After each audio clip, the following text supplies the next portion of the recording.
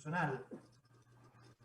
Vamos a esperar unos pocos minutos, tenemos a nuestros panelistas ya prácticamente en pleno con nosotros y la idea es poder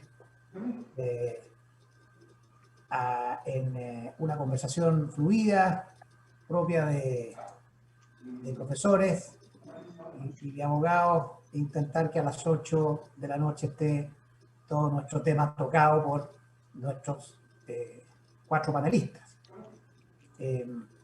Quiero comenzar, mientras se sigue sumando personas, ustedes me permiten algún grado de concentración porque tengo que ir dando la entrada. Quiero saludar en primer lugar a la presidenta de la Asociación Chilena de Derecho Constitucional, Ana María García, que además de impulsora de esta iniciativa de diálogos constitucionales para colocar a la asociación como uno de los protagonistas de las discusiones, además va a ser una expositora hoy día, Ana María, así que bienvenida, qué bueno que estés con nosotros. Gracias. Mientras tanto sigo aceptando profesores y tenemos a nuestro exministro invitado panelista hoy día, José Antonio Gallo, que se está uniendo. Vamos a ver que se sume. José Antonio, ¿cómo estás? Buenas tardes. ¿Ha podido conectarse? Entiendo que sí. Y tenemos algunos que se van a ir sumando, digamos, a medida que esto transcurra. José Antonio, buenas tardes. ¿Qué tal? ¿Cómo están? Hola, José Antonio. Hola, Ana María, ¿qué tal? ¿Cómo estás, José Antonio? Todo bien, por suerte. Qué bueno. ¿Qué tal, Sandra? ¿Qué tal? Muy bien, José Antonio. Sí. Voy a arreglar la luz un minuto, por favor. Se está sumando mucha gente, así que felicitaciones a Ana María por esta Bueno. convocatoria. Sí, y al Colegio de Abogados también, que nos permite Sí, hacer lo voy la a adecuada mencionar discusión. expresamente al colegio, porque este es el martes al colegio también. Claro.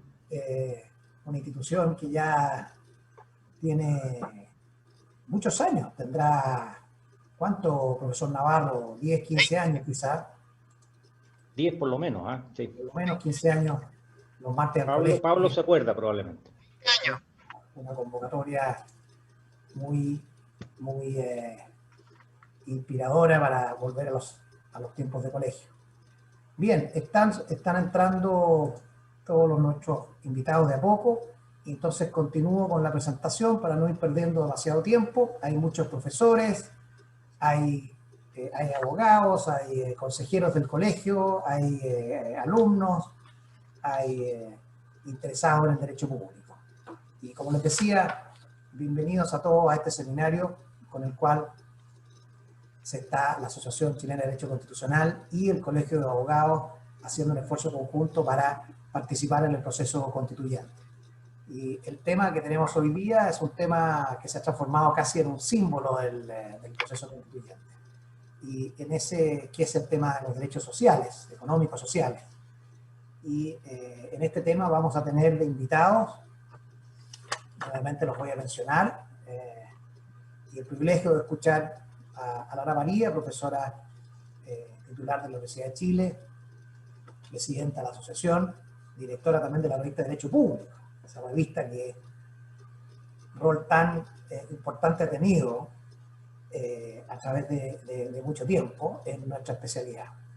Quiero también dar la bienvenida al exministro del Gabinete y también del Tribunal Constitucional, José Antonio Gallo, ex embajador.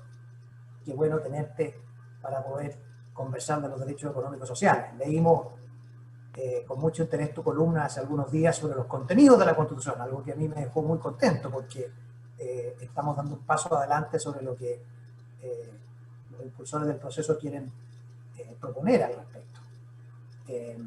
Quiero dar la bienvenida también a nuestra amiga, profesora de la Universidad Católica de Derecho Constitucional y Administrativo, Sandra Ponce León. Buenas tardes, qué bueno que estás acá.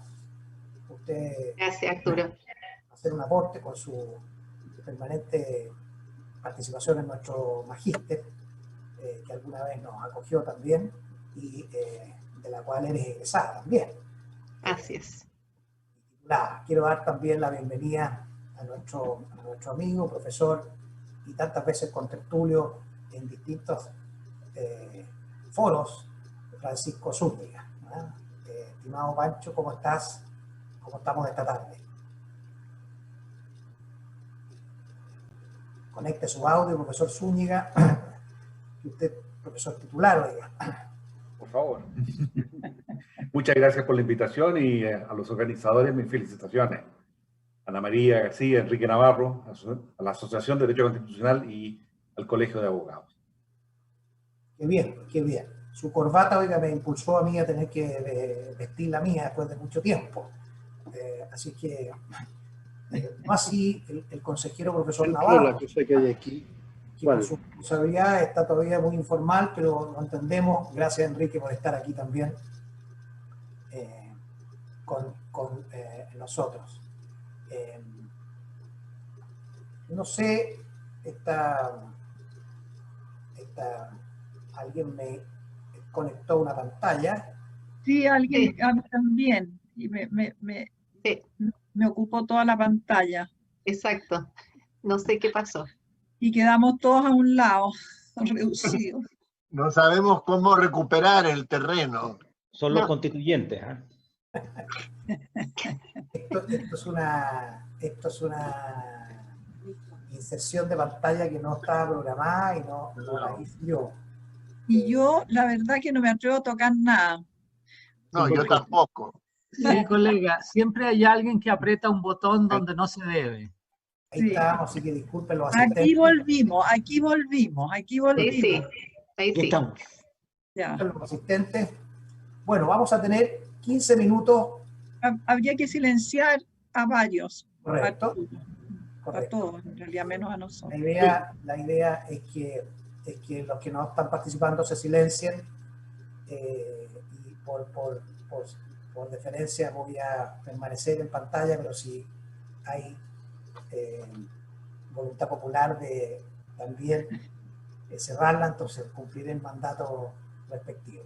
Bueno, la idea, jóvenes y estimados amigos, es conversar sobre los derechos sociales y económicos sociales y ver cuál es nuestro planteamiento. Creemos que aquí hay distintas miradas, estamos cerca del plebiscito, vamos a tener 15 minutos para cada uno y leer las preguntas que los asistentes nos manden. Veo profesores y abogados muy reputados y también gente joven, manden sus preguntas y en un ejercicio lo más dinámico posible vamos a tratar de transmitírsela a los panelistas. Al hacer la pregunta, junto con redactarla brevemente, indiquemos a quién se le quiere hacer la pregunta, que también otro detalle importante para poder hacerlo fluidamente. Quería saludar también, está Tania Bush, secretaria de la asociación, y en fin, a tanta gente que son parte de nuestros coloquios. Entonces, en primer lugar, voy a darle la palabra a nuestra presidenta, la profesora titular de la Universidad de Chile, Derecho Constitucional, Ana María García Barcelato, usted que es tan propulsora de estas conversaciones desde la asociación y también desde la revista Derecho Público, que ha escrito bastante sobre esto. Le damos la palabra a Ana María y a ver si nos cuentas cuáles son tus reflexiones ahora que este proceso ya está en curso. Bueno, muchas gracias, Arturo, por tu palabra. Y quiero darle las buenas tardes a todos los miembros que me acompañan en este panel. Darle las tardes también a quienes gentilmente nos acompañan en este seminario y se han conectado para escuchar las distintas exposiciones. Y por supuesto agradecer al Colegio de Abogados en nombre de la Asociación Chilena de Derecho Constitucional por la difusión que le ha dado a esta actividad, porque como asociación queremos tener una marcada presencia en el proceso constituyente en el que ya estamos todos involucrados y que se va a iniciar con el próximo plebiscito. Ahora, me parece conveniente iniciar esta exposición recordando las palabras de un jurista muy conocido de todos nosotros, que es Karl Loewenstein. él sostenía y señalaba la necesidad que periódicamente la constitución política fuera revisada para adaptarla a las condiciones siempre cambiantes en materia social, política, económica y cultural, de modo tal que la Constitución verdaderamente sea una carta que regule el proceso político, que el proceso político se adapte a lo que es la Constitución, que sea una Constitución, como él decía, verdaderamente normativa. Y precisamente estamos insertos en este proceso para revisar nuestra carta, revisar la Constitución y poder adaptarla a las nuevas necesidades. Ahora, normalmente en nuestro ordenamiento han nacido siempre en tiempos de crisis, de quiebres constitucionales, pero son muchos los países que han podido establecer una nueva constitución y redactarla dentro de un cauce institucional. Y eso va a ser también nosotros lo que estamos haciendo, precisamente con la reforma de la Constitución que se hizo en diciembre del año pasado. Se trazó un camino, una ruta que es en la que estamos todos caminando. Y respecto de esa reforma, recordemos una de sus disposiciones que dice que el texto de nueva constitución que se someta a plebiscito deberá respetar el carácter de república del Estado de Chile, su régimen democrático, las sentencias judiciales firmes y ejecutoriadas y los tratados internacionales que se encuentren vigentes. Y yo creo que en ese marco los derechos fundamentales son una parte nuclear de nuestra Carta y por supuesto de toda Constitución. Yo centraré mi exposición en 3 puntos. En primer lugar, haré una breve descripción de los derechos en la actual Constitución y el tipo de derechos que declara. En segundo lugar, me referiré al rol que la Constitución otorga al Estado en materia de derechos económicos sociales. Y finalmente, una reseña con alguna insuficiencia y omisiones en materia de derechos sociales que tiene la Constitución hoy. Los derechos fundamentales, como ustedes saben, se desarrollan en el capítulo 3 y es el catálogo en realidad más completo en materia de derechos que ha tenido una Constitución chilena. Algunas de sus disposiciones incluso son verdaderas normas desarrolladas. Por ejemplo, en materia de propiedad se reconoce una vasta clase de propiedades. En el artículo 19, número 15, por ejemplo, en materia de asociación, también se explaya en la regulación de los partidos políticos. Yo estoy más bien por una constitución breve, que se señale lo esencial y el resto se deje a las disposiciones legales, que sea regulada por el legislador. Yo creo que va a haber que poner ojo en materia de derechos de no establecer normas tan desarrolladas como las que tenemos en varias oportunidades, en el recorrido que podemos hacer por el catálogo. Bien, ahora el hecho que sea amplio y que sea un catálogo tan completo que contiene derechos individuales, como por ejemplo los derechos civiles y políticos, que fueron muy tempranamente reconocidos en nuestra Constitución y todos ellos prácticamente están sujetos al recurso de protección y a la tutela jurisdiccional. Pero también encontramos derechos económicos, sociales y culturales prácticamente ninguno. O sea, hay unas breves referencias por ahí y yo creo que esa es una omisión que va a haber que salvar en un nuevo texto. Ahora, el hecho de su amplitud no significa que sea un catálogo taxativo, porque existen varios derechos que están reconocidos en otras partes de la Constitución, partiendo por el artículo 1, los derechos de libertad, de igualdad, en el artículo 3 el derecho de sufragio, luego en el 38 el derecho a reclamar para hacer efectiva la responsabilidad del Estado, entre otros también. Y evidentemente el artículo 5 en el segundo inciso, que comprende los derechos esenciales que emanan de la naturaleza humana, y estos van cambiando, van variando con el tiempo según el desarrollo social y el desarrollo de la humanidad, y en consecuencia esta disposición, esta cláusula, este inciso segundo se ha entendido como una cláusula de apertura a derechos que están reconocidos en los tratados internacionales, por ejemplo, y que no tienen reconocimiento expreso en nuestra Constitución, pero que sin embargo han sido reconocidos por la jurisprudencia y desarrollados por la doctrina. Por ejemplo, el derecho de acceso a la información. No tiene un reconocimiento expreso, pero se subentiende implícito en la libertad de opinión y de información. El derecho a la propia imagen, el derecho a la identidad personal, incluso el derecho al olvido. Todos ellos han tenido reconocimiento en la doctrina y en la jurisprudencia nacional. Ahora, entrando a los derechos sociales, se reconocen derechos sociales en materia de salud, en materia de educación, de seguridad social y también de trabajo. Los derechos sociales, es preciso recordar, ¿no es cierto?, que es la facultad que tienen las personas para reclamar del Estado el cumplimiento de determinadas prestaciones para tener un nivel de vida digno. Comenzaron su desarrollo en 1917 con la Constitución mexicana, luego la de Weimar del 19, y de ahí en adelante progresivamente se han ido reconociendo y incorporando en las constituciones. Pero reclaman un rol activo del Estado, una intervención del Estado para que realmente puedan ser satisfechos. Y eso es muy importante, porque veamos entonces cuál es el rol constitucional que se otorga al Estado en materia de derechos económicos sociales.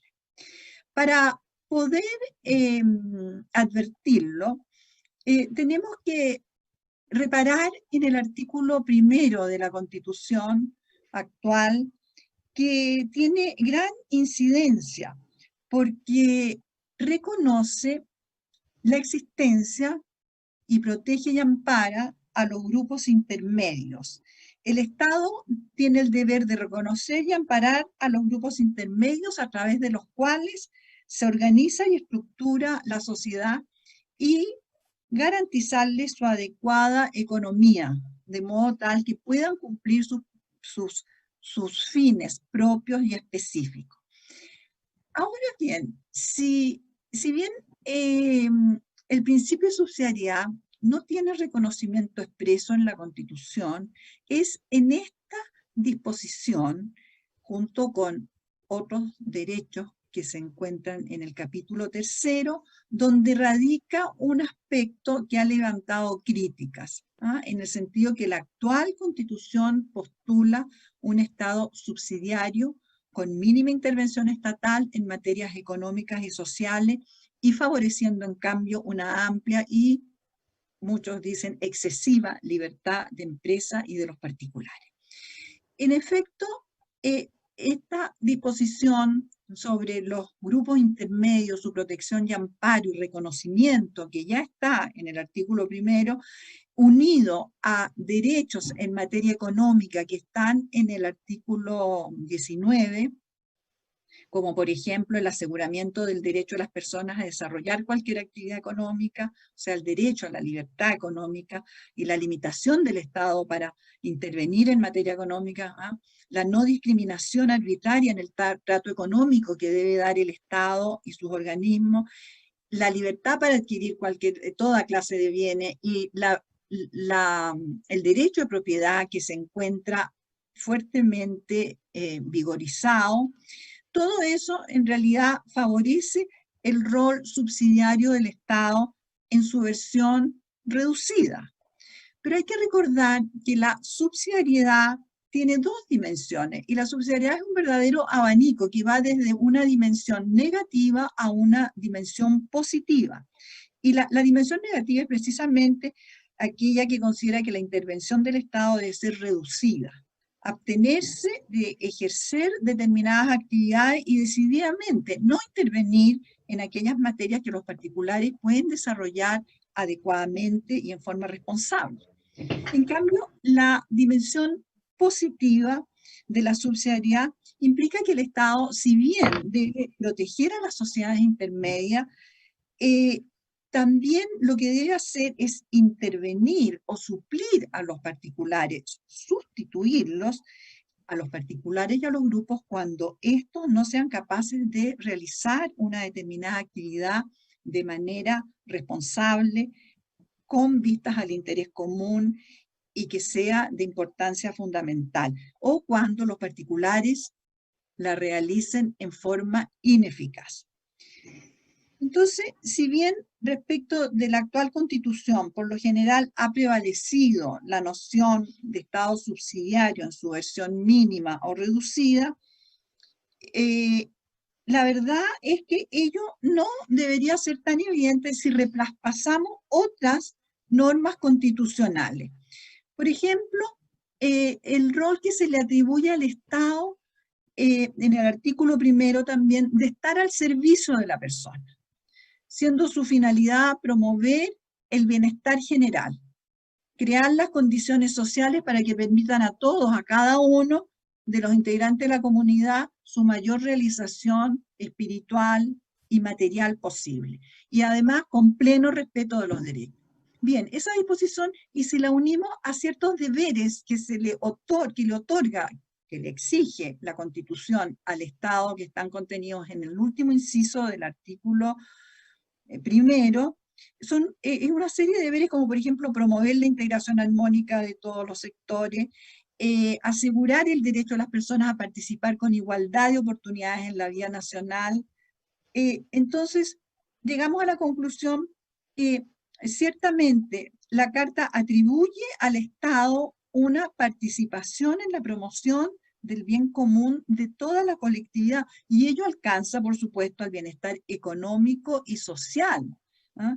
Entonces, para que esto realmente ocurra, se requieren políticas públicas dirigidas en ese sentido. Entonces yo creo que si somos justos viendo realmente la norma constitucional en toda su extensión, ¿ah? Depende de las políticas públicas cuán subsidiario es o no el Estado, cuánto puede o no intervenir. Bueno, ese es un punto, yo creo que es un punto que en una nueva constitución hay que definir.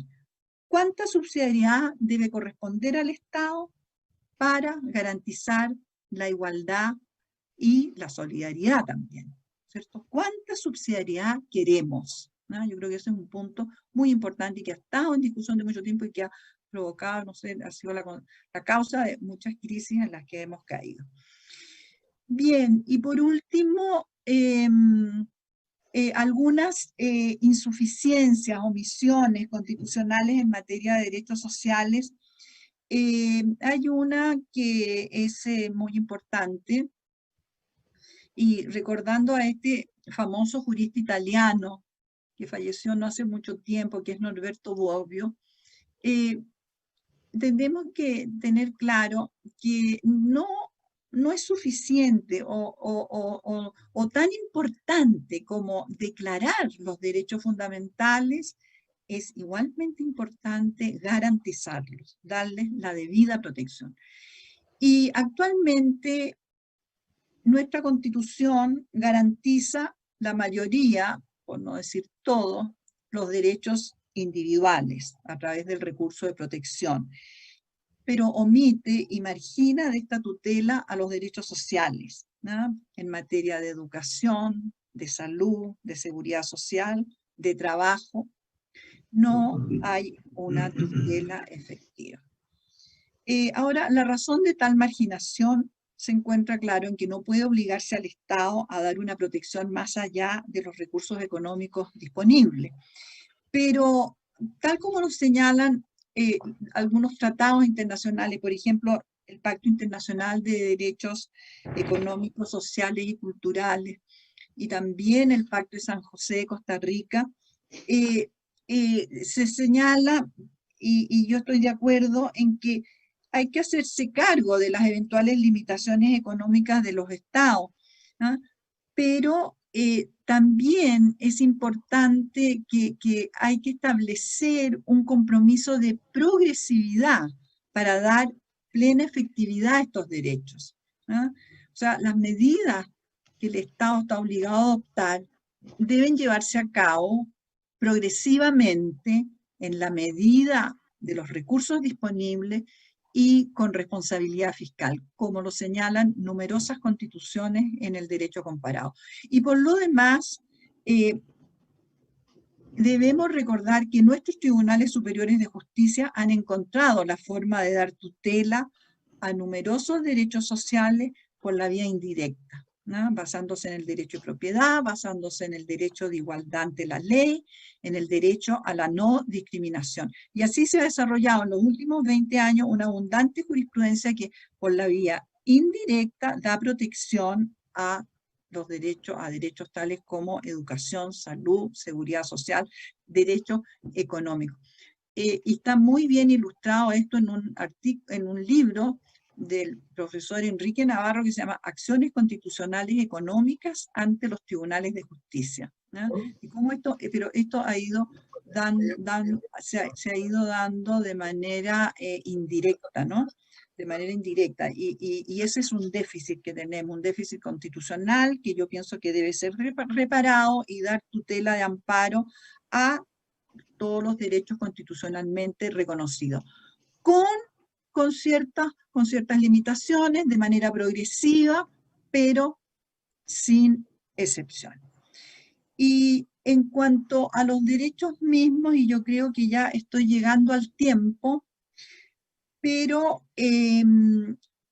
por ejemplo, quisiera señalar que en materia de salud, ¿ah? Se reconoce el derecho a la protección de la salud, pero no se reconoce al Estado un deber de hacerse cargo del derecho de salud. Es cierto que hay que dar un espacio a los particulares, pero el principal obligado en materia de salud debe ser el Estado, ¿ah? Y no reducir su actuación a coordinar las acciones de salud y a la supervigilancia que tiene que dar. Es así entonces como los tribunales de justicia, también por esta vía indirecta, han tenido que hacerse cargo de la protección de esos derechos e incluso se ha declarado, así como fue como se declaró la inconstitucionalidad de una norma de la ley de ISAPRES e incluso quedó fuera del ordenamiento constitucional derogada en virtud de la declaración de inconstitucionalidad. Y no me voy a referir a la educación ni tampoco a la seguridad social en aras del tiempo, pero sí quisiera decir algo en relación con el derecho al trabajo. Derecho al trabajo, si ustedes observan cómo está regulado, se reconoce la libertad de trabajo y su protección, ¿no? Pero no se protege el derecho al trabajo, como solía hacerse en la Constitución del 25 después de la reforma de 1971. ¿Ah? Es importante reconocer el derecho al trabajo, el compromiso con el trabajo mismo. Esta es una norma, si ustedes la analizan, muy extensa, heterogénea, es compleja y, en definitiva, necesita modernizarse. Hay una inconveniencia de una regulación tan extensa en esta materia y es preciso reformular los derechos laborales. En muy breve, pienso que en materia laboral, además de reconocer el trabajo, el derecho al trabajo digno y su remuneración y protección, habría que establecer también la igualdad salarial para hombres y mujeres y el reconocimiento también del trabajo doméstico y de cuidado como un trabajo que contribuye también al desarrollo económico. Y en cuanto al derecho a huelga, que tiene reconocimiento en los tratados internacionales y tiene reconocimiento en prácticamente todos los países, en Europa, en Italia, Francia, España, en Colombia, Ecuador, Uruguay, en nuestro medio, debe ser reconocido como un derecho. El derecho a huelga con las limitaciones evidentes que establezca la ley para proteger los servicios públicos esenciales. Bien, ese es un panorama rápido y breve de lo que me parece en este momento que debería ponerse atención en la regulación, en una futura regulación de los derechos económicos sociales. Muchas gracias.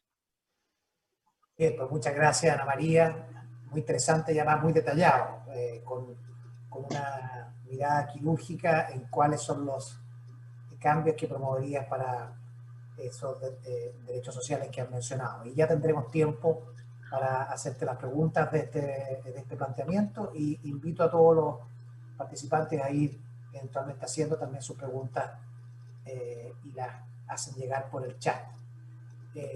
Vamos a dar entonces paso, después de esta exposición, a José Antonio Viragallo, quien probablemente tiene mucho que profundizar respecto a lo que escribió hace poco en los medios, que ya hemos comentado que es muy interesante. Y antes de darle la palabra a nuestro invitado, quiero no dejar de saludar al presidente del Colegio de Abogados, Héctor Humérez, que está con nosotros. Muchas gracias por la iniciativa.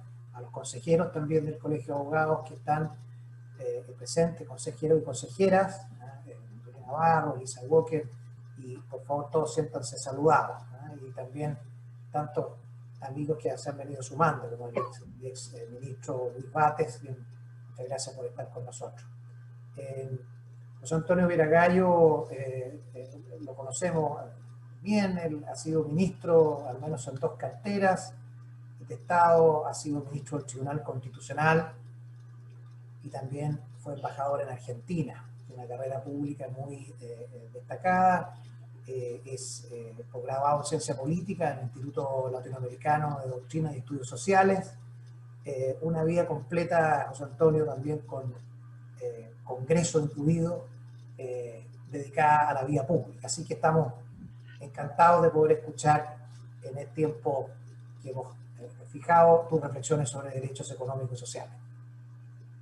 Bueno, yo comienzo por agradecer la invitación al Colegio de Abogados, a la Asociación de Derecho Constitucional, y me alegro mucho haber escuchado a Ana María, porque lo que yo voy a decir seguramente va a ser como un comentario a lo que ella misma señaló. Lo primero es que cuando uno se mete más en este tema se da cuenta que la complejidad está en los detalles. Y ahí vienen los problemas jurídicos. Y curiosamente es un tema que además apasiona, porque de todo lo que leí yo respecto del proceso de debate, de participación constituyente en la época del gobierno segundo de Michelle Bachelet, tal vez este fue el tema que más surgió, la aspiración de la gente a tener garantizados estos derechos. Bueno, ella misma, Ana María, señaló de que tenemos la obligación de hacerlo por la norma constitucional y por los tratados. Además, tenemos que recordar que estos derechos fueron introducidos en la Declaración Universal por un chileno, por Hernán Santa Cruz, que fue el gran promotor de esto, justamente con la señora Roosevelt cuando se estaba discutiendo la Declaración Universal de Derechos Humanos. Así que Chile tuvo un papel importante. Dicho eso, yo distinguiría como 2 obligaciones del Estado. Una obligación de carácter general, que tiene que ver con políticas públicas, que tengan como meta la satisfacción de estas necesidades, y de las cuales los Estados responden internacionalmente a través de informes, etc. Y después una obligación respecto de los individuos. Respecto del primer punto, se podrá discutir mucho políticamente en el Parlamento, en la vida democrática, pero no tiene mayor dificultad. La dificultad está en el segundo nivel, o sea, qué se le asegura y cómo a los ciudadanos. Yo quiero recordar que el Consejo de Derechos Económicos y Sociales y Culturales de Naciones Unidas, el 2015, hizo un reproche al Estado chileno por la forma en que estos derechos son reconocidos hoy día y protegidos hoy. Bueno, yo creo que hay consenso además cuáles son los derechos que hay que proteger. Lo mismo lo dijo ya Ana María, y se pueden añadir otros nuevos de la era digital, pero en fin, ahí están. Entonces el debate se va a centrar en cómo garantizarlos, evitando por una parte una especie de inflación de aspiraciones que lleve a un utopismo jurídico que no se avenga con la realidad, pero por otra parte también evitando que ellos sean considerados solo como aspiraciones genéricas que no obligan en el fondo al Estado respecto de los ciudadanos.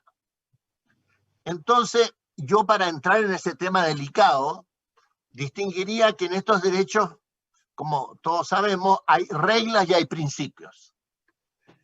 Y habría que ver en cada derecho qué cosas son reglas y cuáles son principios, porque las reglas las podemos más fácilmente garantizar. Los principios son más bien mandatos, digamos. Pero además, como han dicho una serie de juristas muy importantes en una reunión en Maastricht, en estos derechos hay niveles mínimos esenciales. Y varios tribunales constitucionales europeos han reconocido estos niveles mínimos esenciales. Ahora, uno podría en cada derecho hacer una discusión, ¿qué es lo esencial? Yo voy a decir algo como una primera aproximación, porque evidentemente esto daría para mucho. Por ejemplo, en la salud, yo creo que el derecho mínimo esencial es el acceso a un tratamiento médico oportuno.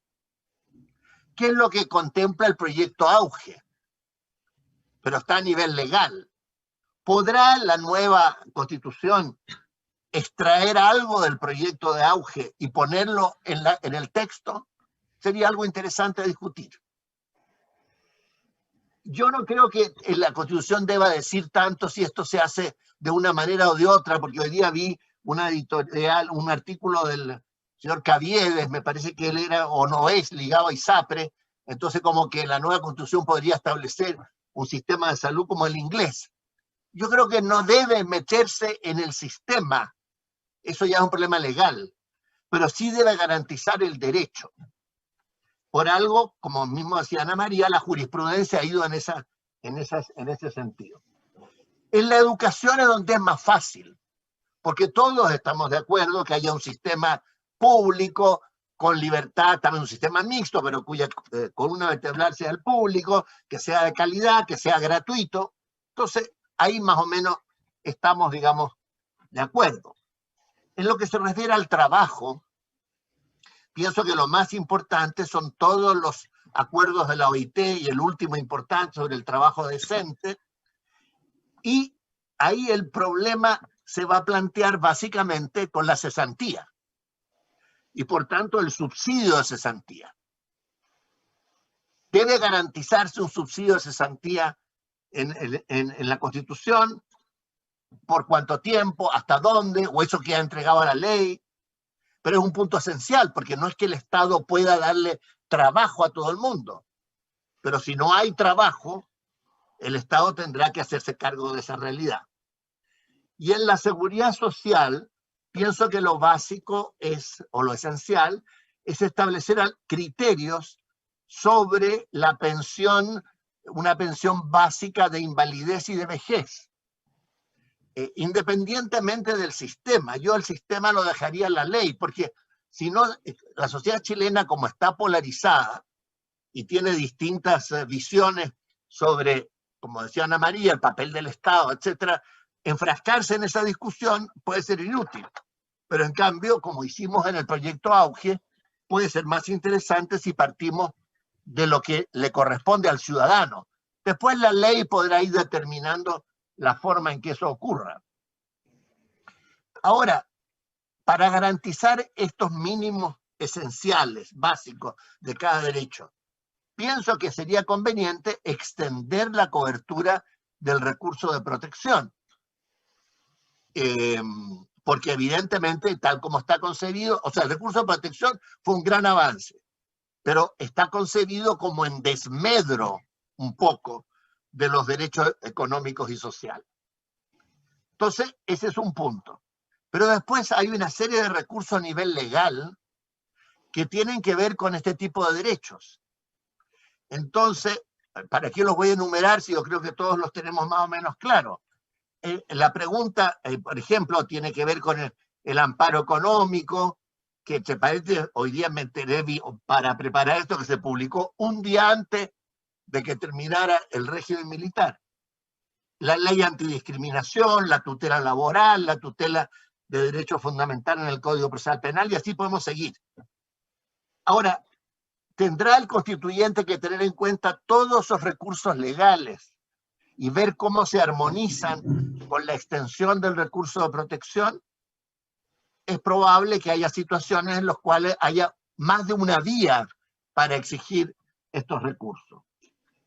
Lo importante es que ese mínimo, que es lo que le corresponde al ciudadano, esté garantizado en forma explícita y que tenga una forma de hacerse efectivo.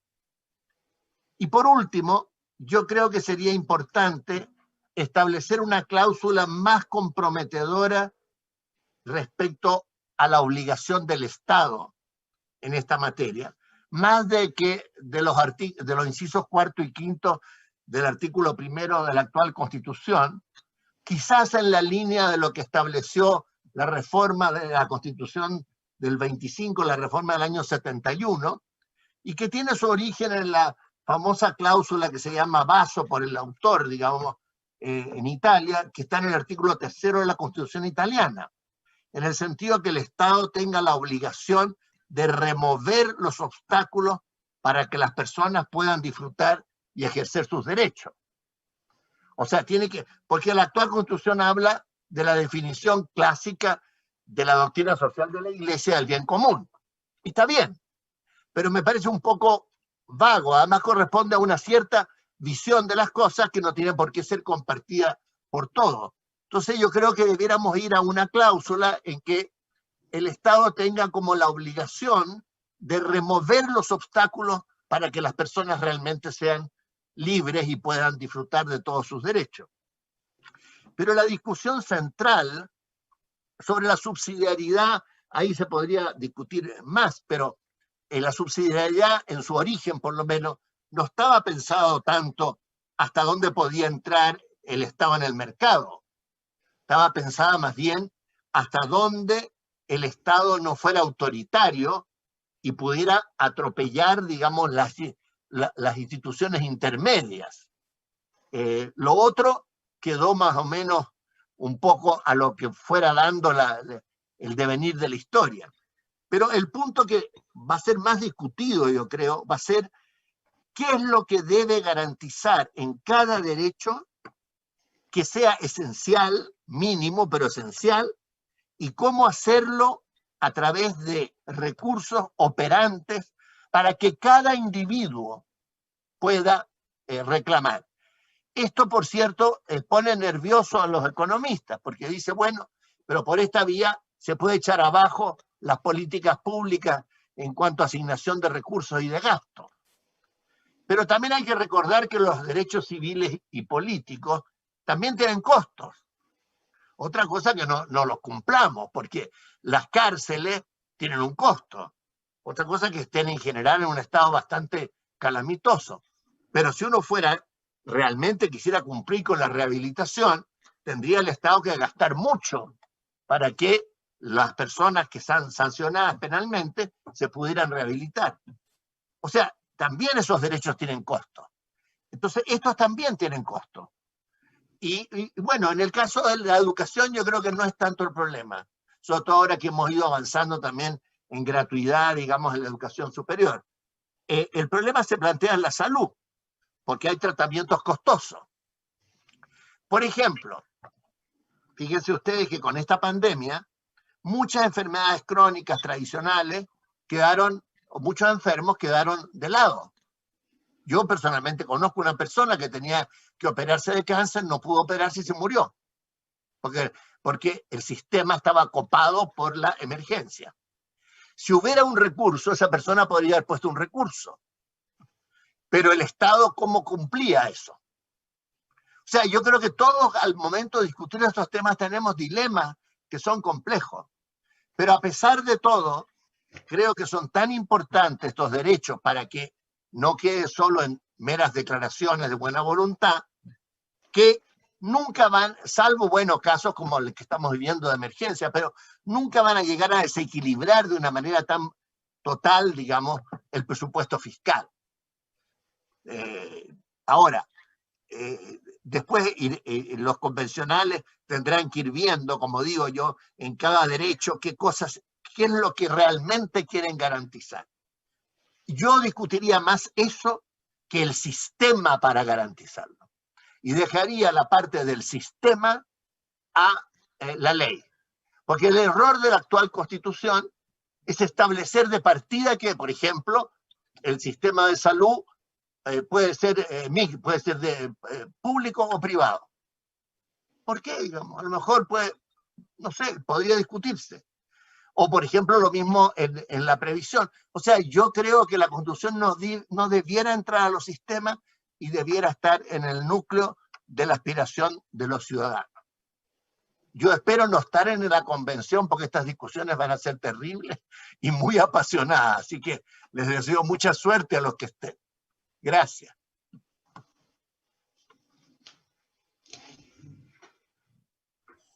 Bien, pues muchas gracias a ti, José Antonio, por la exposición, muy aguda también, como la Ana María, entrando en derechos precisos y proponiendo soluciones, que yo creo que es el momento para hacerlo, a medida que se aproxima este proceso de los momentos definitorios.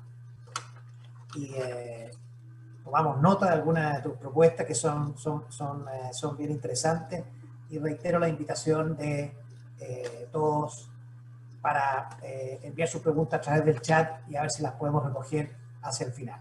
Sin más, le vamos a dar paso entonces a la profesora Sandra Ponce León, que nos acompaña hoy día y que es abogada, profesora de la Universidad Católica, es máster magíster, digamos, en Derecho Público, convención en Derecho Constitucional y también autora de muchas publicaciones.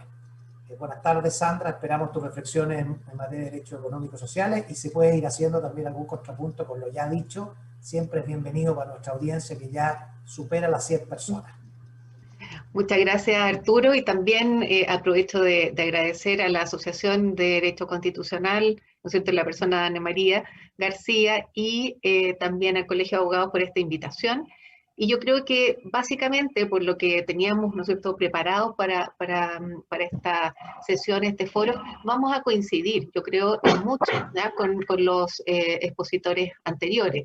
Por ejemplo, partiendo por la base, ¿no es cierto?, de lo que nosotros entendemos por derecho económico y social, que son aquellos derechos humanos que son relativos a las condiciones sociales y económicas necesarias para que una vida en dignidad y libertad, y hablan de cuestiones tan básicas para esa dignidad, como decía, ¿no es cierto?, Anita María o José Antonio, como el trabajo, la seguridad social, la salud, la educación, la alimentación, el agua, la vivienda, el medio ambiente adecuado, la cultura, ¿ya?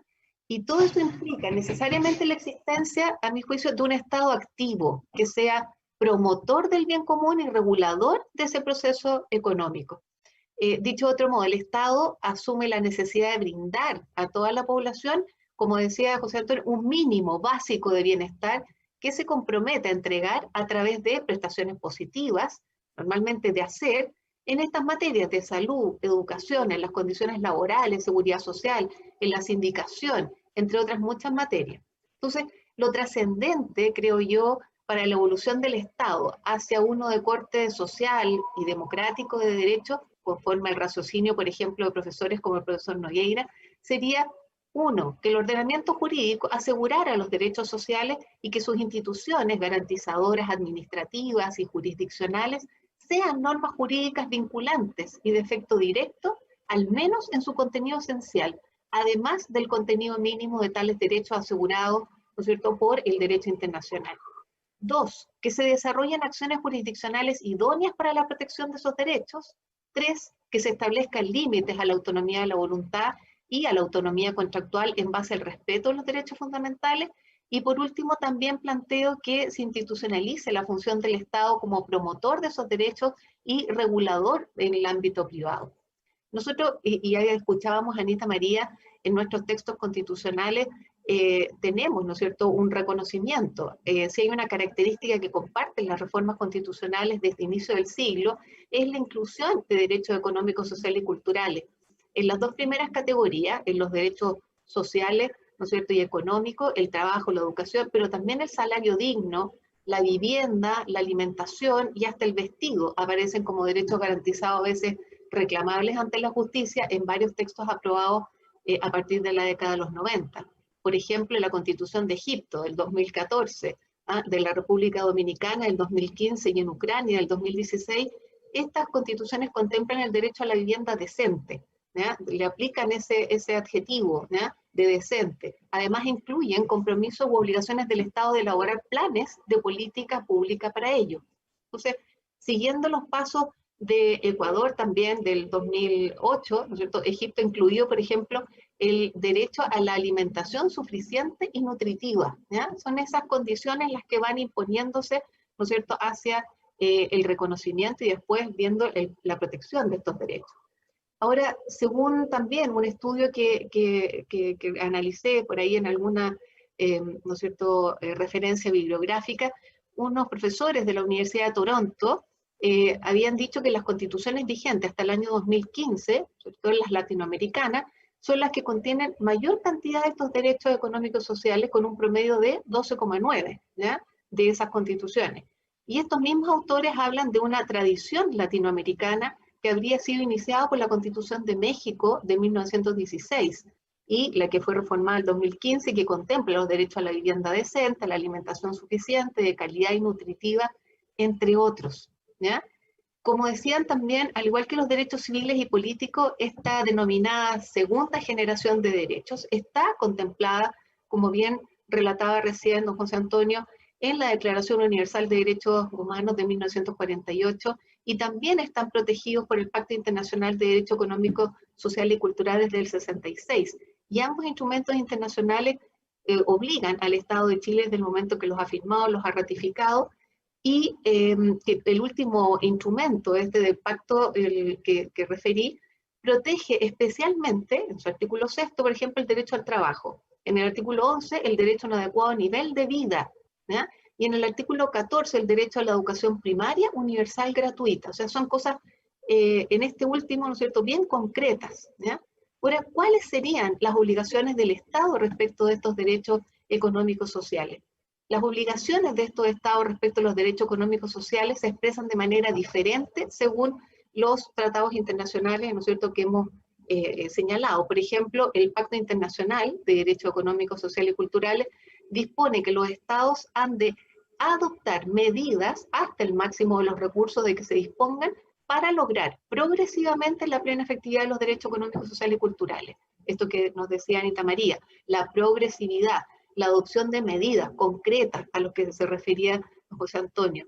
Además, en el pacto también se dispone que los estados han de garantizar el ejercicio de los derechos económicos, sociales y culturales sin discriminación y asegurar a los hombres y a las mujeres igual trato a gozar de esos derechos. Entonces, eso no es difícil, ¿ya?, de ponerlo o de incorporarlo también a la legislación interna. Y en otros tratados o constituciones se especifican las obligaciones de manera diferente e incluso se incluyen medidas concretas, como decíamos, que los estados han de adoptar, como la aprobación de legislación específica o la promoción de esos derechos en las políticas públicas. Si bien los estados pueden dar efectividad de manera progresiva, como decíamos, a los derechos económicos sociales, hasta el máximo de los recursos de que se dispongan, también creemos que están obligados a adoptar medidas de inmediato, independientemente de los recursos de que dispongan, en esferas específicas también. Una esfera podría ser la eliminación de todo tipo de discriminación. También podría, ¿no es cierto?, los derechos económicos, sociales y culturales no sujetos al logro progresivo de la efectividad. Una obligación de adoptar medidas, la prohibición de adoptar medidas regresivas y obligaciones mínimas esenciales, ¿ya? Con el objeto de aclarar ese contenido de obligaciones de los estados, estas pueden agruparse de acuerdo a lo que indica también la jurisprudencia y la doctrina específicamente, ¿no es cierto?, abocada a estos asuntos. Se dice que el Estado debe, por un lado, respetar, es decir, abstenerse de interferir en el disfrute del derecho, debe proteger, es decir, impedir que otras personas interfieran en el disfrute del derecho, y por último, realizar, es decir, adoptar medidas apropiadas con miras a lograr la plena efectividad del derecho, los derechos de esos derechos económicos sociales, ¿ya? Es cierto que la Constitución ahora nuestra, vigente, no es muy generosa con los decretos, o sea, con los derechos, perdón, económicos y sociales, y según ha explicado muy bien también en una entrevista que leí de José Manuel Díaz de Valdés, eso se debería a un factor ideológico, ya que la Carta Fundamental se redactó en el contexto de la Guerra Fría, en que la oposición a la Unión Soviética llevó a dar más prioridad a los derechos de primera generación y no a los de segunda, pero también habría un factor técnico, y que es la inclusión de derechos y su garantía en esa medida abre la puerta a través de recursos de amparo, de protección, a que los ciudadanos demanden al Estado, por ejemplo, por la falta de vivienda o de un hospital en la comuna, tal como sucede, ¿no es cierto?, en países como Colombia, ¿no? En Chile se ha desestimado dejar a la discrecionalidad también de los jueces las decisiones como el lugar donde se debe construir un hospital o si se debe subir o no el sueldo de un trabajador. Lo que hoy está garantizado constitucionalmente son más bien aspectos unidos a la libertad. Se garantiza la libertad de trabajo y no el derecho al trabajo. La libertad de elegir tu sistema de seguridad social, pero no la seguridad social, ¿ya? La Constitución chilena está en esa manera o de esa manera caracterizada como un texto más bien de carácter liberal. Pero por otra parte, la reforma constitucional del año 2005 ¿ya? Tampoco puso prioridad a los derechos fundamentales, sino que, como sabemos, los cambios que se introducen en ese momento fueron al sistema político, se pone fin a los denominados enclaves autoritarios, ¿ya? Pero eso no quiere decir que desde la aprobación del texto del año 80 no haya habido avances en la protección de estos derechos en Chile, ¿ya? También refiriendo a una columna que leí de la profesora también de la Universidad Católica, Cecilia Rosales, ella señalaba que en el país las coberturas y las garantías de los derechos económicos y sociales se han regulado a partir de la regulación. Y cita, ¿no es cierto?, por ejemplo, las garantías del Código del Trabajo, que establece para los trabajadores dependientes el Plan Auge, al que se refería también recién don José Antonio, la cobertura de salud, o el pilar solidario en materia de seguridad social. Y, por otra parte, como lo refería también Anita María, ha sido la jurisprudencia, la Corte Suprema, que ha abierto una vía de protección o de garantía de esos derechos a través de la doctrina de la propietarización de los derechos, como sucedió, por ejemplo, con el derecho a educación y la protección de la salud. También decimos que a partir de la regulación del artículo 19, número 24, que sabemos asegura a todas las personas el derecho de propiedad, sobre toda clase de bienes corporales o incorporales, en esa medida los derechos económicos y sociales, al igual que todos los demás, entrarían en esa última categoría de bienes incorporales, y desde esa perspectiva, si el artículo 20 solo establece la posibilidad de un recurso de protección, si el Estado niega la libertad de acoger el sistema de salud de preferencia, por ejemplo, la doctrina adoptada por la Corte Suprema abre la puerta a demandas más generales, ¿ya? Ya que el derecho de la propiedad sí está protegido por este recurso. Basta, ¿no es cierto?, hacer referencia a los fallos recientes de las Cortes que obligan al Estado, por ejemplo, a proveer un tratamiento o un medicamento que no se encuentra cubierto por los listados de FONASA, ¿ya? Y la pregunta que me asiste al último es, ¿existe espacio para un cambio en la regulación constitucional de los derechos económicos y sociales? Yo creo que quienes se oponen a una inclusión exhaustiva de estos derechos en la Constitución apuntan a que esto reduciría un espacio democrático, ¿no es cierto?, al quitar a los poderes ejecutivo y legislativo sus atribuciones para determinar la distribución de recursos del Estado y el modelo de desarrollo económico-social. Pero personalmente sigo la idea que plantea dar a estos derechos económicos y sociales más presencia en la Constitución. Es un debate que debe darse y que marcará el proceso, obviamente, de reforma de ganar el apruebo en el próximo plebiscito del mes de octubre. Creo también que la idea de establecer un Estado social fuerte e interventor, sin duda alguna, aparecerá hoy día con mayor fuerza cuando nos enfrentamos, como decíamos, a paliar los efectos de una emergencia sanitaria, como la que estamos viviendo, ¿no es cierto?, por el caso del COVID. Y es probable también que se enfrenten dos fuerzas a la hora de discutir la regulación de este tipo de derechos en el texto constitucional. Uno, quienes defienden un rol más asistencialista del Estado y con esto una constitución maximalista en los derechos que garantiza, y quienes en la línea de una tradición más bien liberal apuestan por un texto más minimalista y que funciona como un marco de acción y de organización del Estado. Y yo planteo una vía intermedia con la cual yo estoy de acuerdo con el profesor, por ejemplo, Díaz de Valdés, y con la que estoy, ¿no es cierto?, yo creo que bastante inscrita. Los derechos económicos podrían ser definidos como derechos de configuración legal, ¿ya? Como decía don José Antonio, la Constitución reconoce el derecho, pero las prestaciones específicas que se requieren para cumplir con este se definen en la ley. Se deja ese rol al legislador, y es la ley también la que establecerá el mecanismo para reclamar ante el juez cuando el derecho no se cumpla en la forma que determina aquella.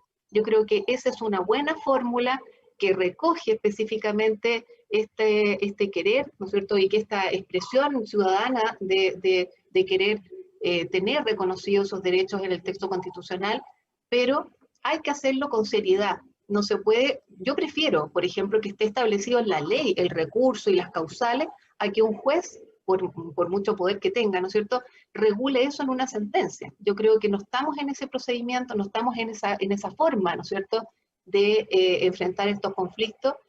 Los jueces se inmiscuyen por hacer justicia, digamos, frente a la inexistencia de leyes que efectivamente garanticen, y eso yo creo que no nos va a hacer bien a nuestro Estado de Derecho. Prefiero que sea el legislador el que determine, ¿no es cierto?, esas pautas específicas de garantía y de protección de estos derechos. Eso es lo que me había gustado decirles o señalarles en mi posición. Bien, fantástico, Sandra.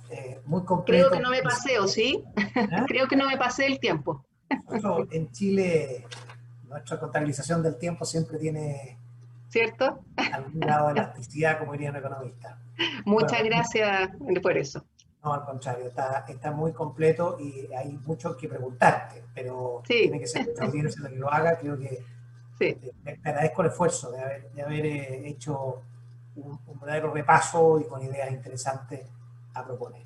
Nos queda entonces darle la palabra al profesor de la Universidad de Chile, titular de Derecho Constitucional, graduado en Derecho Público comparado en la Universidad Complutense y también Autónoma de Madrid, y también en el Centro de Estudios Políticos y Constitucionales. Toda una vida en España, usted, profesor, por lo tanto nos tiene que hablar al menos del artículo 53.3 de la Constitución Española, donde hace un distingo ahí en el rol de los tribunales en relación a derechos sociales. Francisco, un gusto tenerte. Has escrito mucho sobre estos temas también, especialmente en algunas cosas que te hemos convidado sobre el principio del Estado social y democrático de derecho que tú promueves para la próxima Constitución, de haberla, ¿no es cierto? Todo esto será fantástico si lo compartes con nosotros. Te doy entonces la palabra por 15 minutos. Muchas gracias.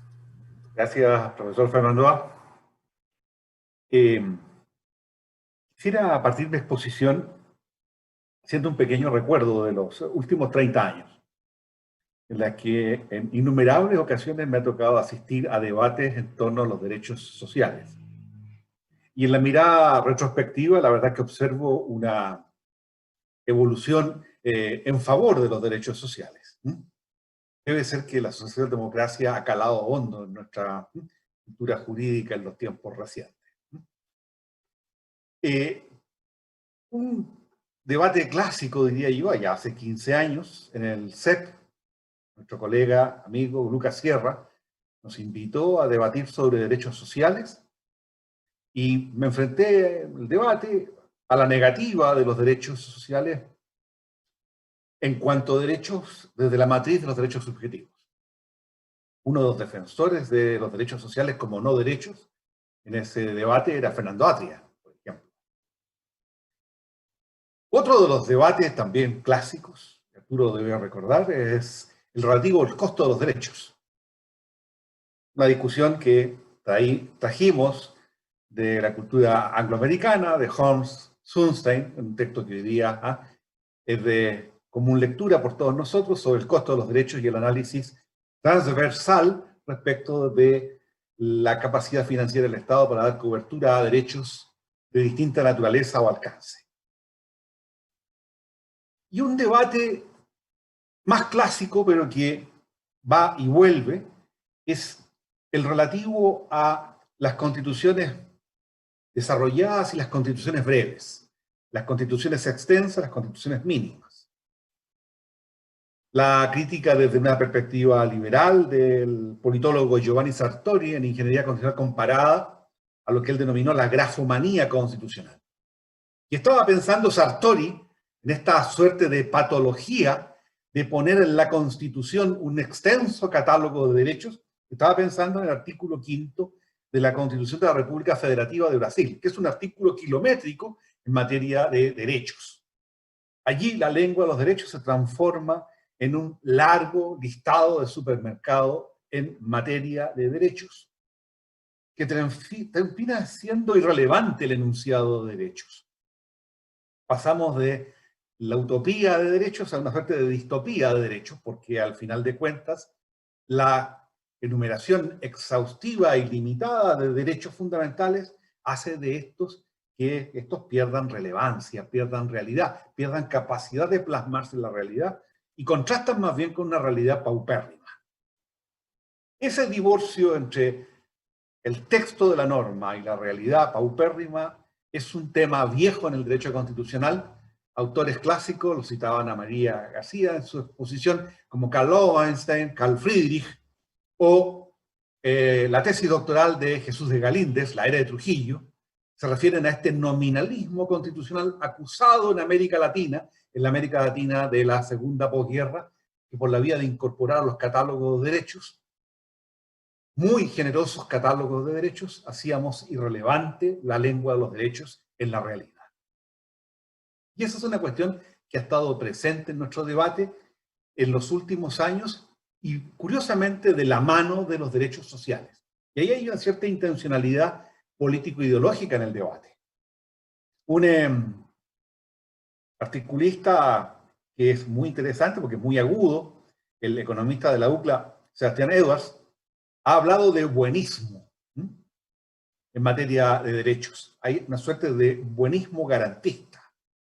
Y él enumera con un argumento muy sugestivo que diversos países, por ejemplo, los países nórdicos, no reconocen derechos o reconocen escasamente derechos sociales clásicos y tienen un estado de bienestar impecable. Claro, lo que olvida Sebastián Edwards es decir que en la inmediata posguerra en esos países se afianzó un estado de bienestar keynesiano que no hace relevante el enunciado de derechos constitucionales, de derechos sociales, porque tienen una realidad de una amplia protección social, de educación, vivienda, salud, previsión social. Por tanto, los derechos y los derechos económicos, sociales y culturales tienen sentido de realidad cuando la realidad los hace necesarios como herramientas de tutela de necesidades colectivas de la población. Ese es mi primer planteamiento. Y en un país como el nuestro, naturalmente, bienes públicos esenciales son necesarios desde el punto de vista de su reconocimiento constitucional porque dice en relación con las carencias que amplios segmentos de la población tienen en materia de bienes públicos. Lo segundo, los derechos sociales se inscriben en algo que Norberto Bobbio, desde una perspectiva pragmática y consensualista, denominó el consenso ético universal, un consensus omnium, decía él, gestado al término de la Segunda Guerra Mundial y que se traduce en el Estatuto de Naciones Unidas, primero, y segundo, en la Declaración Universal de Derechos Humanos. Esa Declaración Universal de Derechos Humanos, en que, lo decía Viragallo, participó un representante de Chile en la comisión redactora, presidida por Eleanor Roosevelt, tuvo un comité de expertos y está inspirada en una síntesis que hace el presidente Franklin Delano Roosevelt el año 41 en el discurso sobre el Estado de la Unión, denominado el discurso de las 4 libertades, en que resume cuáles son las libertades fundamentales de los tiempos modernos. Él dice, la libertad de expresión, la libertad de creencias, la libertad de la miseria y la libertad del miedo. Es decir, él entiende, Roosevelt, que las libertades básicas del mundo de la posguerra son las libertades individuales, los viejos derechos civiles y los derechos sociales. No puede haber un mundo civilizado sin derechos civiles, sin derechos políticos, sin derechos sociales.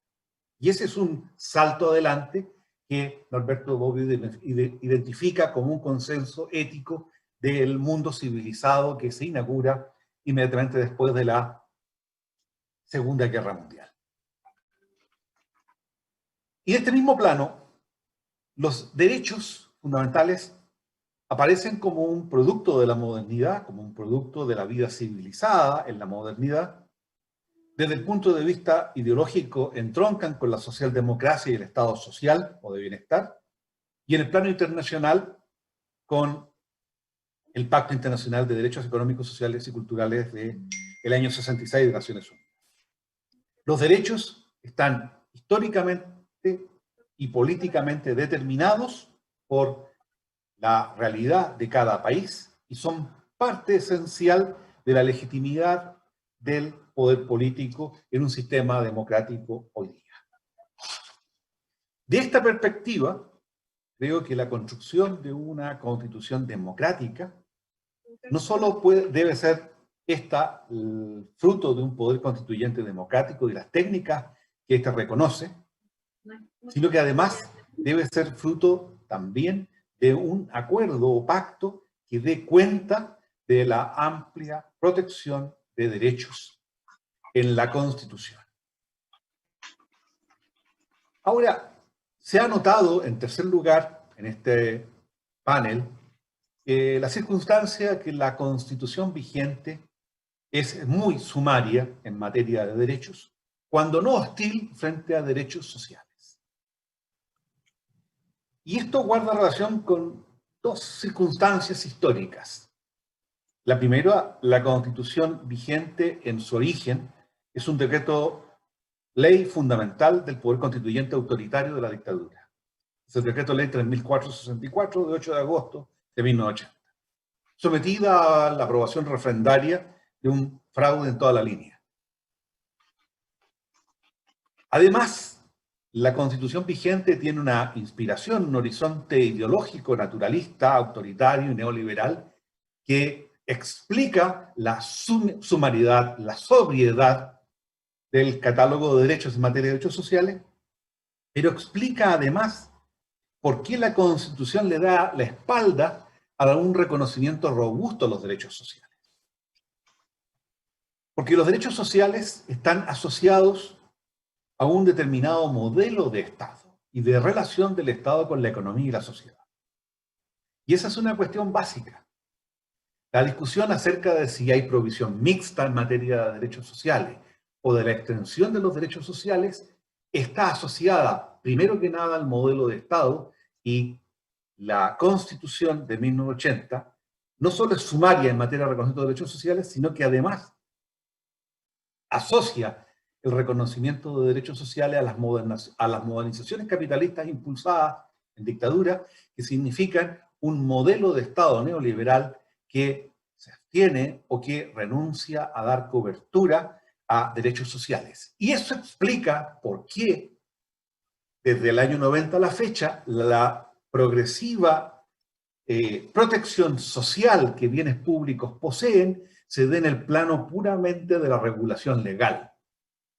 Es decir, paulatinamente nos hemos abierto campo en materia de protección social de bienes públicos, como fue el auge, en su minuto, por la vía de la regulación legal y no por la vía del reconocimiento constitucional. Y por tanto, allí hay un amplio campo por avanzar en la perspectiva de nueva constitución. Estoy pensando tanto en derechos sociales prestacionales como derechos sociales no prestacionales. Y este es un punto de inflexión muy capital, porque en la discusión sobre derechos sociales normalmente la discusión se circunscribe a cuestiones de responsabilidad financiero-fiscal, a la capacidad del Estado para dar cobertura a bienes públicos. Y se olvida que hay un interesante elenco de derechos sociales no prestacionales. En nuestro auditorio hoy día está Roberto Mayorga, que escribió un libro allá por principios de los 90 sobre la protección internacional y, refiriéndose a derechos sociales, reconoce que hay derechos sociales no prestacionales, un reconocimiento muy temprano en nuestra doctrina. Y son los derechos vinculados al trabajo.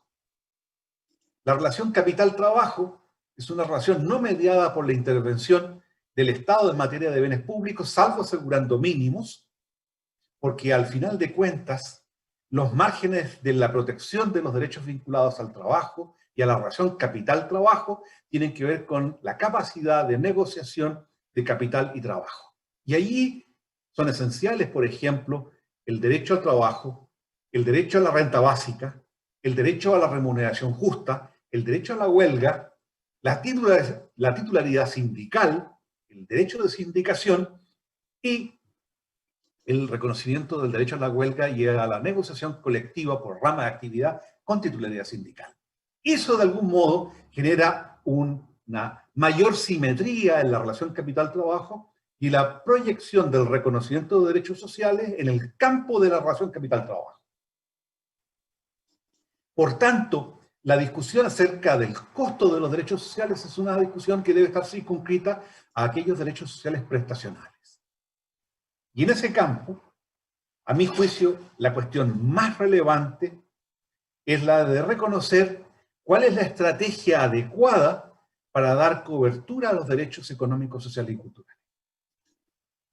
A mi parecer, una estrategia que debemos descartar radicalmente en el marco de la discusión constitucional a la que asistimos hoy día es la del activismo judicial. Es decir, creer que la estrategia de exigibilidad de derechos sociales y de satisfacción de estos pasa por darle tutela judicial efectiva a derechos sociales y conferirle un enorme poder político a los jueces es un mal camino, un muy mal camino. La estrategia de exigibilidad de derechos sociales de contenido prestacional, a mi juicio, pasa por los poderes públicos democráticos, básicamente por gobierno y Congreso Nacional. Pasa por decisiones legislativas en este campo, pasa por políticas públicas, pasa por gradualidad, por incrementalidad, por responsabilidad fiscal y por tener una administración pública adecuada a los desafíos de un Estado social, un Estado que debe proteger, asegurar derechos sociales. Creo que la Constitución no debe recepcionar derechos sociales con la densidad máxima de casarse con un determinado diseño y estrategia de exigibilidad. Tampoco creo que los derechos sociales deben ser convertidos en derechos de configuración puramente legal porque eso vacía los derechos sociales. Hay que buscar un camino intermedio entre el reconocimiento de cuáles son los bienes públicos Sí, lo vi, te di. del Estado en materia de estos bienes públicos y adicionalmente definir en la Constitución cuáles son las herramientas para lograr la exigibilidad de estos derechos sociales, de suerte que la tutela judicial que brinde mañana un recurso de protección o un contencioso administrativo sea la tutela que asegure la universalidad.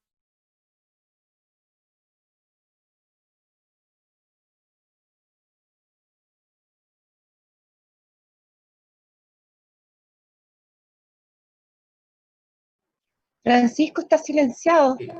Decía, ¿hace mucho rato, no? No. Ahora sí. Ya. Decía que, a mi juicio, aquí es básico, en definitiva, que la nueva Constitución pueda esbozar el reconocimiento de derechos sociales desde una perspectiva que concilie el rol de los poderes públicos democráticos con una estrategia que se funde en gradualidad, en incrementalidad, en responsabilidad fiscal, en una administración pública adecuada al Estado social y en la prohibición de la regresividad y en el reconocimiento de la progresividad en materia de derechos sociales. Eso es lo demás a las preguntas, Arturo. Muy bien, muchas gracias, Francisco. Estamos con inmenso material aquí puesto arriba de nuestra mesa de conversación. La verdad que es muy valioso todo lo que se ha ido sumando. Veo algunos puntos de interconexión, veo algunos puntos de discrepancia, y nuestras audiencias también tienen preguntas. Les sugiero lo siguiente. Como no tenemos mucho tiempo más, me ha pedido Ana María García que esto lo cerremos a las 8 y ha ido caminando relativamente puntual la intervención de ustedes. Voy a tomar 2 o 3 preguntas que les pido a los panelistas que las anoten, o al menos las recuerden temáticamente, y les vamos a ceder la palabra a cada uno para que se refieran de la forma flexible que estimen conveniente las respectivas preguntas. Pero quiero comenzar con nuestra anfitriona Ana María García, porque hay una pregunta dirigida para ti, quizás podemos hacerla también específica, sin perjuicio de las demás. Se pregunta uno de nuestros asistentes si es que ¿cree usted que la Constitución debiera reconocer como derecho la negociación colectiva ramal o sectorial, que es lo que acaba de plantear Francisco? Esto es una negociación colectiva obligatoria más allá de la empresa que elabora el trabajador. Es probablemente el gran tema que tiene el artículo 19, número 16, junto con la titularidad sindical, pero ya esa está, creo yo, algo más en la zona legal. Quizá, Ana María, puedes tomar la palabra para contestar esta y después leo las 3 o 4 preguntas que me gustaría que cada uno rápidamente pudiera abordar. ¿Te parece? Bueno, muchas gracias. Muchas gracias por la pregunta también, por el interés. En general, yo lo dejé entrever en mi participación. Estoy más bien por una constitución breve que por una constitución desarrollada. Una constitución breve no es que tenga pocos artículos, evidentemente. De lo que se trata es que cada disposición contenga lo que el profesor Viragallo ha señalado en los mínimos esenciales, ¿no? Es decir, contener lo que en esencia es el derecho fundamental y no explayarse más allá, dejando al legislador el resto de la regulación. Yo creo que eso da pie para tener posibilidades que los distintos gobiernos, porque gobiernos con distintas orientaciones, con distintos programas, tienen que funcionar con una constitución política que está destinada a permanecer por mucho tiempo, ¿no? En consecuencia, no es conveniente entrar a detalles que a veces pueden ser más bien un obstáculo que una solución. En materia laboral, considero que se debe contener lo esencial. Por ejemplo, el derecho al trabajo digno, el derecho a la libre elección, el derecho a la libre contratación y otros aspectos mínimos también que consideré en mi exposición. Igualdad salarial, etc. Pero lo referente a la negociación colectiva, que está en una norma bastante desarrollada, ¿ah? Igual como la prohibición de la huelga, que está en una norma bastante desarrollada en el 19, número 16, pienso que debería establecerse como derecho a la negociación colectiva. Y el resto, si es por sector o por empresa, hay que dejarlo a la regulación del legislador. Eso es lo que podría decir al respecto. Perfecto. Muchas gracias. Muy bien, muy claro. Había también por ahí otra pregunta relativa a lo mismo, que cuán breve debería ser la Constitución a juicio de los panelistas. Pero déjeme entonces tomar algunas de las preguntas, no vamos a alcanzar a tomar todas, las voy a leer brevemente y cada uno, si me lo permiten, en no más de 3 minutos y medio, ir contestando. Pregunta uno de nuestros asistentes si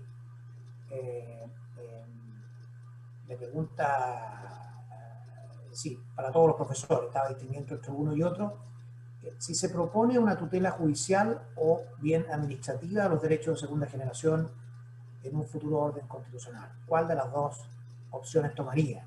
O ambas, me imagino.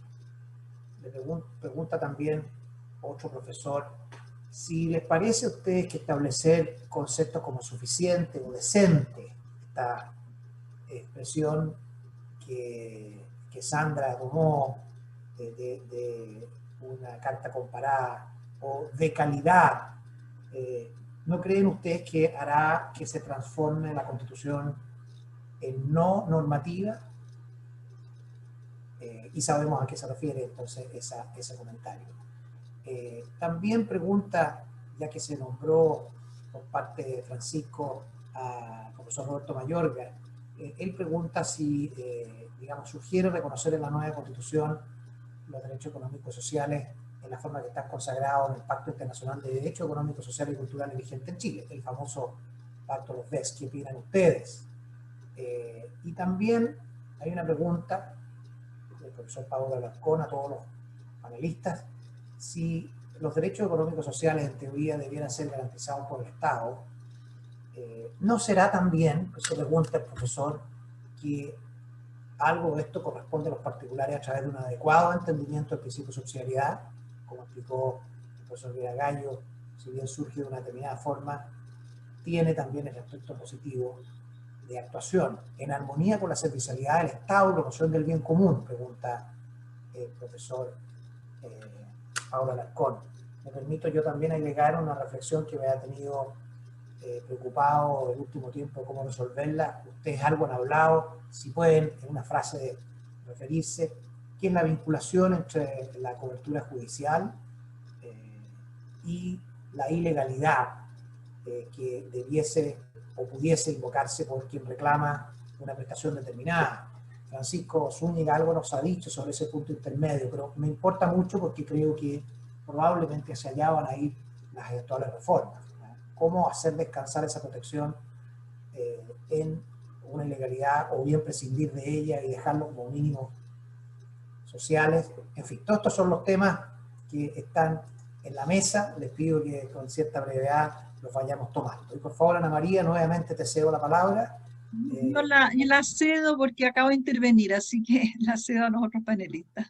Muy gentil, Ana María. Se la damos entonces a José Antonio. Elvira Gallo, ¿cómo puedes contestar las preguntas que han surgido?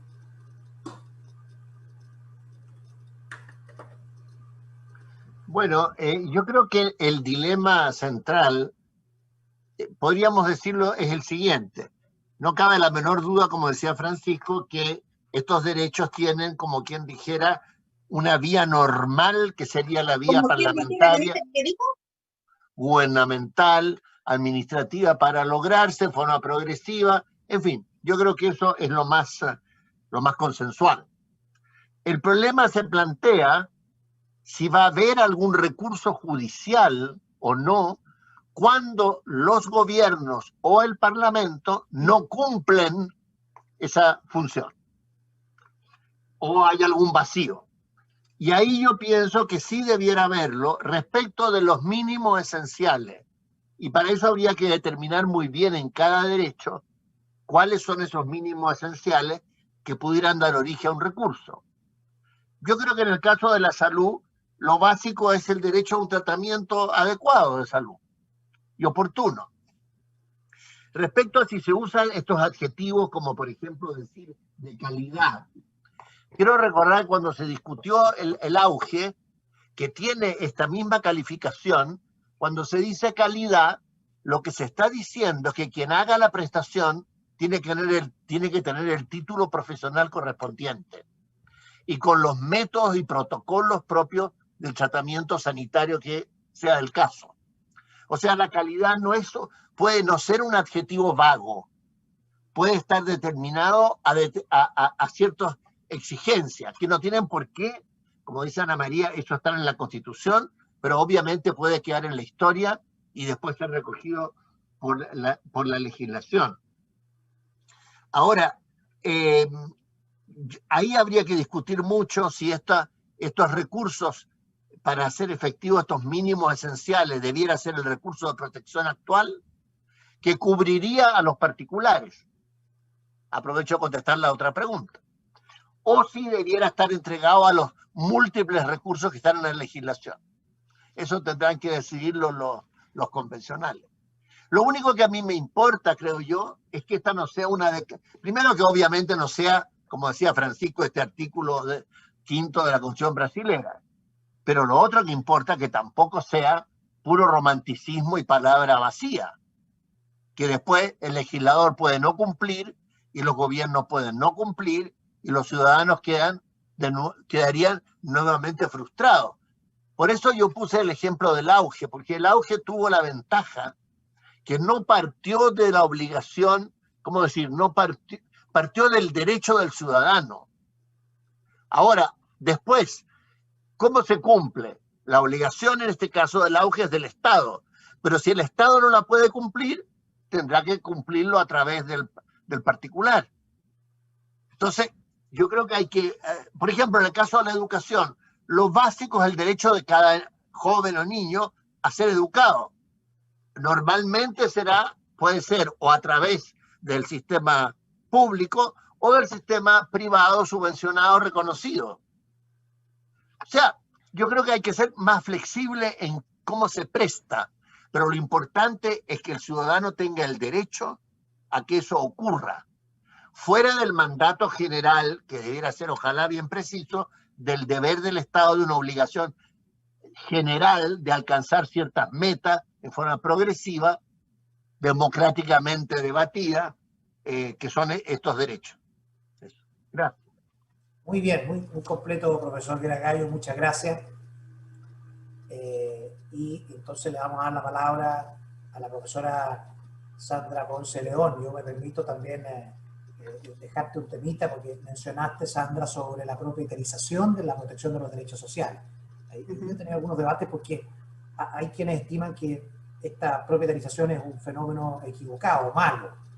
Sería negativo de la Constitución que se haya permitido, y me pareció entender de tu exposición que esto es positivo en el sentido que las Cortes le han dado protección a todos los derechos. Tienes la palabra entonces, Sandra. Gracias, Arturo. Precisamente yo quería andar en este tema de la defensa de los derechos fundamentales y dentro de ellos los derechos económicos, sociales que puedan ser previstos así en lo mínimo, como todos estamos coincidiendo, en el texto constitucional. ¿Qué herramientas hoy día tendríamos para, ¿no es cierto?, hacer esto vivo ante los tribunales de justicia cuando se siente que se está afectando el derecho, que no se está cumpliendo el derecho?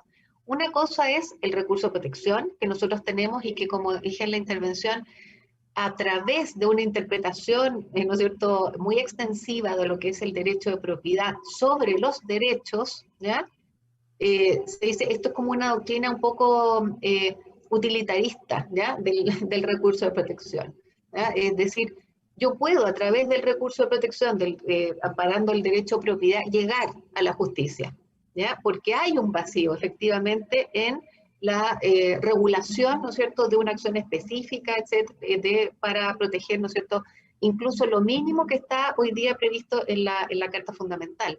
Por eso yo quería señalar que, a ver, esas acciones, ¿ya?, que hoy día existen, como les digo, con esta tesis de la propietarización del derecho, creo que es instrumental, ¿ya?, esa tesis, para precisamente llegar a los tribunales, pero no era la lógica, creo yo, del recurso de protección estar supliendo a un contencioso administrativo, ¿ya? Todos sabemos que tiene muchas falencias el recurso de protección, muchas bondades, pero muchas falencias como sustituto real de un contencioso administrativo, que es lo que realmente debiera existir en estas materias de, ¿no es cierto?, conflictividad entre la persona que tiene un derecho, ¿no es cierto?, económico, social, como los que hemos hablado, y el Estado, que estaría incumpliendo de alguna manera ese deber de protección, ¿no es cierto?, del que hablábamos recién, ¿ya?, de regulación.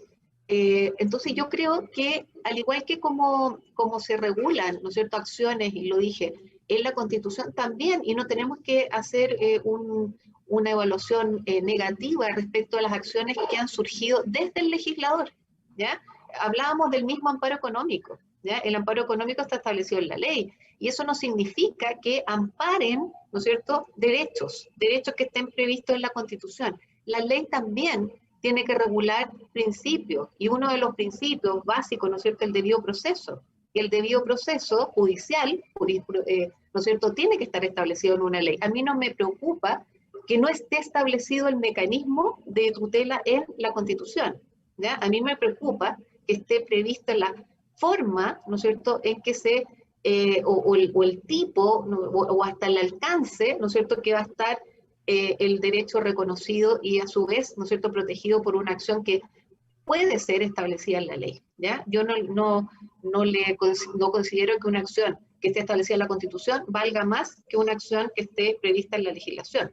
Vale, ¿no es cierto?, en el sentido que la Constitución es una ley fundamental, más fija, ¿no es cierto?, en ese sentido, otorgar una tutela específica, pero en igualdad de condiciones, ¿ya?, también, es mucho más difícil, ¿ya?, hacerlo en general que hacerlo en particular por cada una de las situaciones, ¿no es cierto?, de derechos económicos sociales que vayan surgiendo de esta, ¿no es cierto?, de esta nueva redacción constitucional, ¿ya?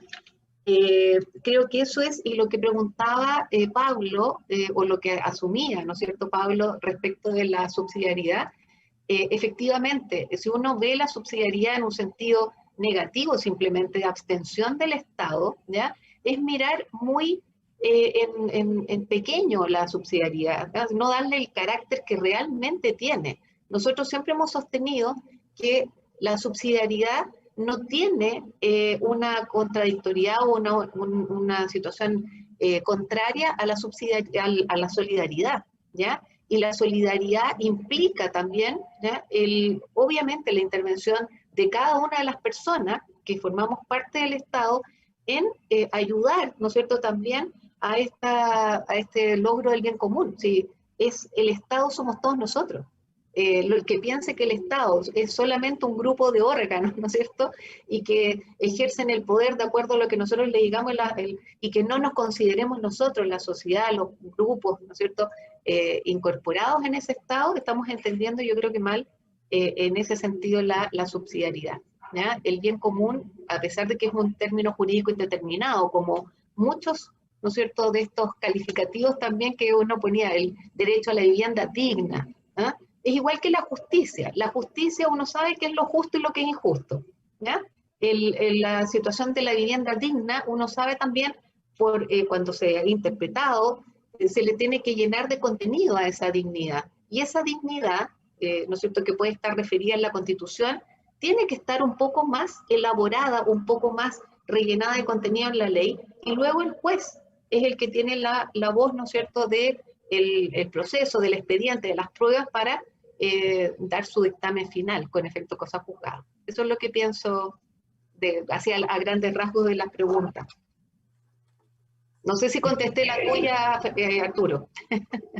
Muy bien, muchas gracias. Creo que sí, está muy bien respondida y de forma muy flexible. Me queda entonces darle la palabra al profesor Francisco Zúñiga para que cierre. Francisco, junto con esa pregunta está el tema que tocaste, que ha sido en realidad la ley la que ha sido encargando de ir materializando o mejorando algo los derechos sociales más que la Constitución. Y te referirás a la multiplicación de ministerios y superintendencias en estos 30 años. ¿Cómo ves también ese proceso? Por 4 se multiplicaron las superintendencias en los últimos 20 años.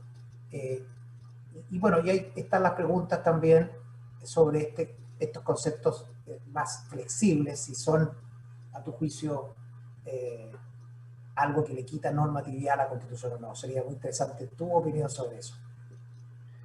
A ver, primero, la protección social hecha por obra del gobierno y del legislador, básicamente, como ha ocurrido en los últimos 30 años, ese es fruto de la necesidad. Y hay que tener cuidado con transformar la necesidad en virtud. Ha sido fruto de la necesidad porque, si bien la Constitución vigente tiene ya más de 50 reformas, estamos casi perdiendo el número de las reformas que ha tenido, en materia de catálogo de derechos, las reformas son muy escasas. Y en materia de derechos sociales, aún más. Creo, si la memoria no me recuerda, se limita a 2, a la educación prebásica y a la ampliación de la educación obligatoria, de la básica a la media. Y esta resistencia del constituyente derivado a modificar el catálogo de derechos tiene mucho que ver con el origen de la Constitución, con el carácter otorgado de esta, con la rigidez o hiperrigidez de la Constitución. Por tanto, en materia de derechos, yo creo que es imperioso pensar la Constitución desde una hoja en blanco. Con todo el sentido que esta expresión, esta metáfora que acuñó el expresidente Lagos tiene. No es partir de cero, no es partir de nada, es partir simplemente de un debate sin pretexto. Me parece que José Antonio Viragallo da el clavo cuando él advierte que hay que buscar un punto medio entre el reconocimiento de derechos sociales, vaciándolo en el legislador, y el reconocimiento extendido, hiperdesarrollado de derechos sociales optando incluso por modelos específicos de protección social. Ese punto medio es importante porque hay que poner buen cuidado en que los poderes públicos democráticos pueden terminar siendo morosos o incumpliendo los mandatos constitucionales. Y este no es un fenómeno nuevo. Yo quiero traer a colación la Constitución de la República Italiana del 47. Viragallo citaba a Lelio Basso, la cláusula del artículo 3 de la Constitución italiana. Lelio Basso, lo mismo que Calamandrei, diputados socialistas constituyentes en Italia, construyeron una constitución inspirada en la cultura política del antifascismo, de la resistencia antifascista. La República cifró y construyó un diseño de orden político con un Estado muy activo en protección social, con un potente sistema judicial. Sin embargo, la Constitución quedó a los pocos años inactuada. Calamandrei la denominó la Constitución inactuada. El riesgo de una Constitución inactuada por los poderes públicos es un riesgo real. Y a veces la morosidad de los poderes públicos es real. Estoy pensando en contratos de salud previsional, Arturo. La proliferación de recursos de protección en materia de contratos de salud previsional se debe a la mora del legislador. Efectivamente. A la hora de resolver los problemas relativos a los contratos de salud previsional.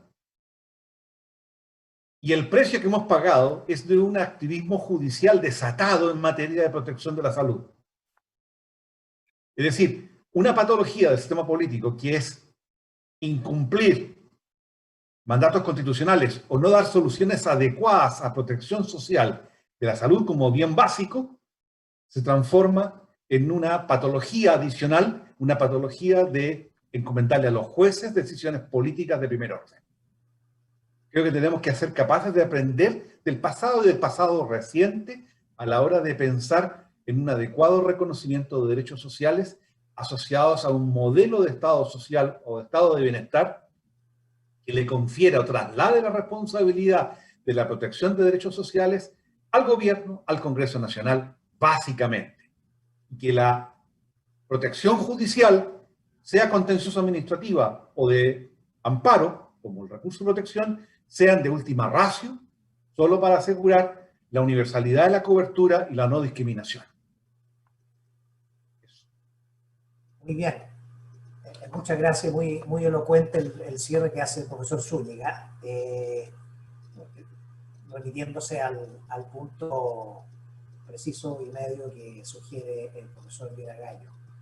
Quiero agradecer realmente a todos los más de 100 personas que se sumaron a este panel y estamos recibiendo comentarios de mucha satisfacción por el nivel que tuvo el panel, que yo coincido. Ha sido grabado esto precisamente para que podamos ir recurriendo a las muchas enseñanzas y reflexiones que nos dejan. Y quiero agradecer a los panelistas, a los profesores Ana María García, José Antonio Viragallo, Sandra Ponce León y también Francisco Zúñiga, y a los organizadores del seminario de esta segunda sesión sobre Derecho Económico y Sociales en los debates constitucionales, que es la Asociación de Derecho Constitucional, Asociación Chilena, presidida por la profesora Ana María García, y el Colegio de Abogados también, con su presidente, que me ha honrado con su asistencia, Héctor Pumérez.